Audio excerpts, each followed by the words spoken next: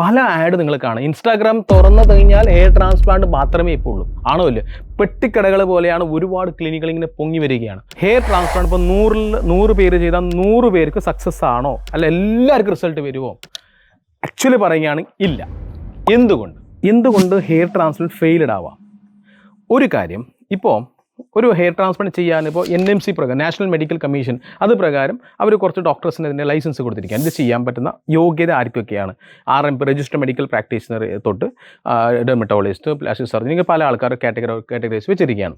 അതേപോലെ dental council of ഇന്ത്യയുടെ circle പ്രകാരം maxillofacial, oral maxillofacial surgeons, MDS, അത് ഓറൽ മാക്സിലോഫേഷ്യൽ ആണെങ്കിൽ അവർക്ക് സർജറി എന്ന ലൈസൻസ് അവർ കൊടുത്തിരിക്കുകയാണ്. അപ്പോൾ അതിൻ്റെ ഒരു സംഭവം എന്ന് പറഞ്ഞു കഴിഞ്ഞാൽ, ഇപ്പോൾ നിങ്ങൾ ഡെർമറ്റോളജിസ്റ്റ് ആണെങ്കിൽ നിങ്ങൾക്ക് വലിയൊരു എക്സ്പീരിയൻസ് ഇല്ലെങ്കിലും നിങ്ങൾക്ക് hair transplant clinic surgery open ചെയ്യാനും അതൊരു സർജറി ചെയ്യാനും പറ്റും. ഇപ്പോൾ അങ്ങനെ ആകുമ്പോൾ സംഭവിക്കുന്നു, പല ഡോക്ടർമാരും അവരുടെ സർട്ടിഫിക്കറ്റ് വെച്ച് ക്ലിനിക്ക് ഓപ്പൺ ചെയ്യും. ഒരു കാര്യം, ഇവർക്ക് സർജറി ചെയ്യാൻ അറിയില്ല. ഇതാണ് മെയിൻ പ്രോബ്ലം. ഇവരെന്ത് ചെയ്യും? എടുത്ത് പഠിക്കാൻ തുടങ്ങുമ്പോൾ പഠിക്കുന്ന എവിടെയാണ്? എന്നെയും നിങ്ങളെ പോലത്തെ തലയിലാണ്. നമ്മളുടെ ഗ്രാഫ്റ്റ് എന്ന് പറഞ്ഞാൽ ഒരെണ്ണം നഷ്ടപ്പെട്ട് കഴിഞ്ഞാൽ പുതിയത് ഉണ്ടാവില്ല. എല്ലാ ക്ലിനിക്കിലും ഡോക്ടേഴ്സ് ആൻഡ് ടീം തന്നെയാണ് സർജറി ചെയ്യുന്നത്. ആ ഒരു ടീമിന് എക്സ്പീരിയൻസ് ഇല്ല വിചാരിച്ചോ, ആ ഹെയർ ട്രാൻസ്പ്ലാന്റ് ഫെയിൽ ആവും. അപ്പോൾ ഡോക്ടേഴ്സിന് മാത്രമല്ല, കൂടുതൽ ടീമിനും നല്ല എക്സ്പീരിയൻസ് വേണം. ഇല്ലാന്നുണ്ടെങ്കിൽ 100% ഇതൊരു ഫെയിൽ ആവാം.